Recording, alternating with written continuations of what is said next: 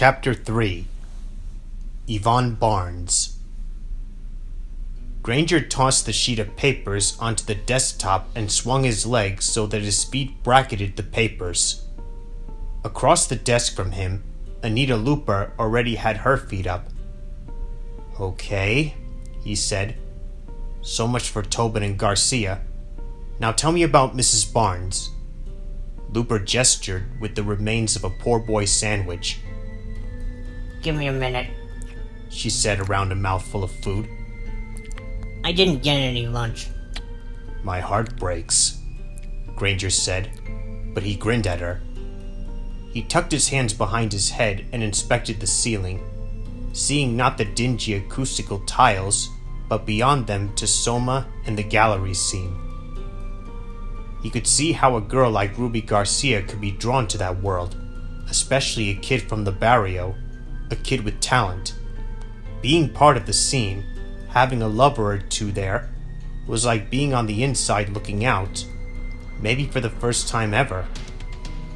The gallery world was supercharged with money, excitement, sexuality, an illusion made by colors on canvas, by the smell of perfume, of money, of excited bodies pressed close on opening night in chic little spots all over south of Market. The sleek debutantes of Pacific Heights, the purple-headed stoners of the Hyatt, the clown-suited boys of the Lower Mission, and of course women dressed in black and more black, all of them roaming around to the clink of glasses, the rhythm of shuffling shoes, and close-handed comments, under-the-breath whispers, "Oh my darlings, and look at this." The art scene, written up by Kane in the San Francisco Chronicle, visited by Channel 2, cherished by the dilettantes and glitterati and raved-out punksters and politicos with wine glasses in their hands and a fever in their eyes. Ruby Garcia had been seduced by all this. Hers was an easy case to figure. A harder one was Yvonne Barnes, the wife of the man who died on the gallery floor. As the mayor's press secretary, Yvonne was a cool customer, used to tough situations. Granger had seen her on the courthouse steps, dealing with reporters. A beautiful woman, dark-skinned, fine-boned, able to deflect an unwanted question with a turn of her cheek, icy and charming at the same time, then smiling suddenly, taking the conversation where she wanted it to go. "Okay," Granger said, when it looked as though Looper could talk without choking. "So Garcia drops Mrs. Barnes off at the gallery. And then?" Looper wiped her lips with a soggy napkin.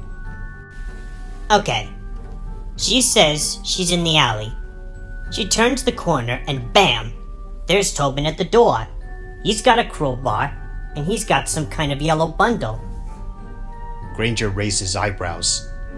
"Yeah?" "It's what the lady says." Looper reached sideways and snagged her notebook. She flipped it open, paged through it, and paused. "She said he saw me coming. At least I think he saw me, and he hurried back inside. And then he locked the door." Granger just grunted. He closed his eyes, trying to envision the scene. Looper would leave him a full copy of her report, and he knew from past experience that she was perceptive and thorough. But this personal question and answer helped so much. she had a key, but he double-locked the doors. So she says she had to hunt for the second key. Ended up turning her bag upside down and just leaving it."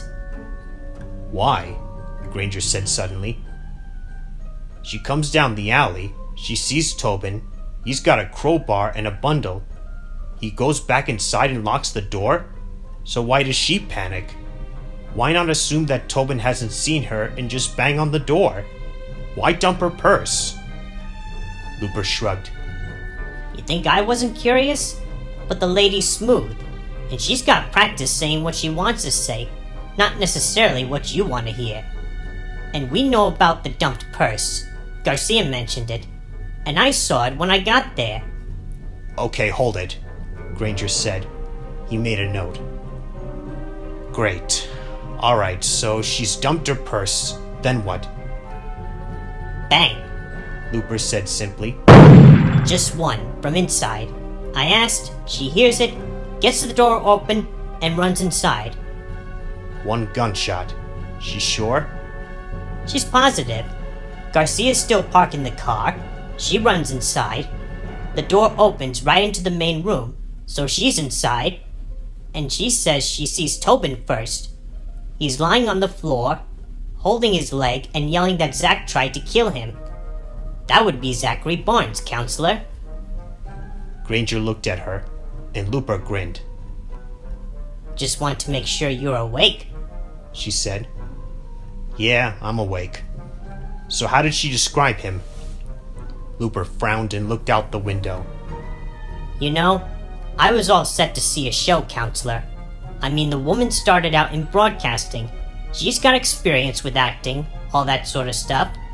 And for a moment, I thought that maybe... But I don't know. Looper shook her head, as if annoyed with herself. I don't know. She says she ran into him, tried CPR, even though she knew it wouldn't work.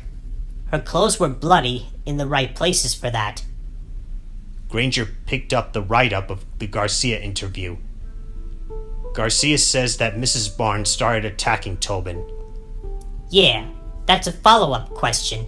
I interviewed Mrs. Barnes first. Anyway, she says she's positive that the man she saw in the alley was Jame Tobin, and that he wasn't wounded when she saw him. And when she realized she couldn't revive her husband, she called 911.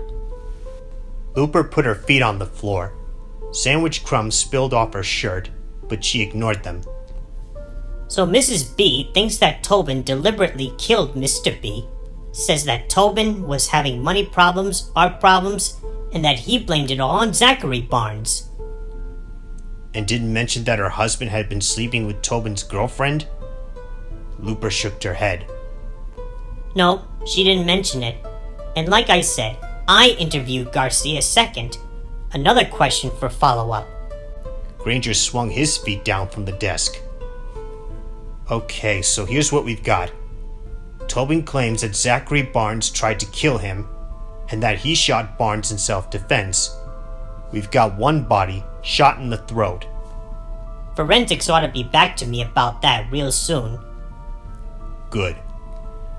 We've got glass under the body and a broken glass coffee table. What's the story on that? Tobin says it broke during the fight, that they fell on top of it and it broke. He nodded. Okay, what else? The cash box, Looper said. lying upside down on the floor, like it got tossed aside, unopened. Forensics is looking for prints. Right. And the crowbar? Just inside the door. Prime marks on the outside of the door. They looked pretty fresh. And the yellow bundle? The one Mrs. Barnes said she saw Tobin holding, along with the crowbar? Uh-huh. Looper said, raising one finger. The mysterious yellow bundle. I don't know. The criminalists couldn't find it at the crime scene, but they're still looking. Just like they're looking under Barnes's fingernails for skin samples and checking hands for gunpowder.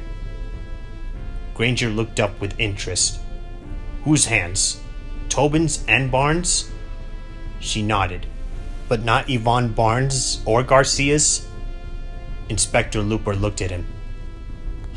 Jesus, counselor, She said finally. how small a limb do you want to go out on? And you want me to cut it off for you? Or you want to do it yourself? Granger stood and walked to the window, trying to straighten out a crimp in his back. You didn't bag their hands, he muttered, almost to himself. Jesus Christ. Yeah? And so what? You get a shooter on a bus, you're gonna bag everyone's hands just in case the guy with the smoking gun isn't the guy with the smoking gun? Give me a break, counselor! Looper sounded angry, defensive. She knew she'd made a mistake. It was a crucial piece of police work, something that should have been totally routine. So routine that not doing it could, perhaps, constitute reasonable doubt. especially these days when reasonable doubt seemed to lurk around every corner. But there was no help for it now, Granger thought, and no sense in losing her goodwill over it. "Don't hassle me, Inspector," he said. "You're leading up to telling me that Tobin shot himself in the leg." Looper shrugged. I asked forensics to look at Tobin's wound. You got a problem with that? It's been known to happen, Counselor. "Yeah, maybe, but not to people like Jame Tobin," Really? Why not? Looper said, with more than a touch of belligerence. Granger turned to her, curious. "Because he's one of the Golden Boys, Inspector. I don't think that man's ever been seriously hurt for a moment in his life. That's why those paintings of his are shallow, and that's why nobody's buying them or him anymore." My. Looper said, making her eyes wide. So now you're an art critic too? Granger ignored her. "I don't think Jame Tobin has the guts to shoot himself any more than he has the guts to confront real social issues, or the guts to take the blame himself for what's happened to his career." He paused. "Have you got a problem with him, Inspector? Because if you do, I want to know about it right now. This case is sticky enough without that." Looper was saved from answering by the phone. Granger picked it up, said his name, and listened for a moment, frowning. "Hi, Mr. Granger. This is Frank Somerville. I'm covering the trial for Channel 2. I know you don't want to make a public statement, but I was wondering if you'd care to comment. It'll be entirely off the record on what you think your chances are on the murder charge." "I have no comment," he said, slamming it down. Looper rose, gathering her stuff. TV or radio? She said. "Wire service," Granger replied sourly. "Where are you headed, Inspector?" SF General. I told Tobin I'd be back to interview him, and I think I've let him stew long enough. She favored Granger with her best grin. You want to come, Counselor? Granger declined and watched her leave. 5 minutes later, he also left, planning to salvage what he could of his wrecked Sunday with his daughter. The sound of his door closing echoed in the empty building,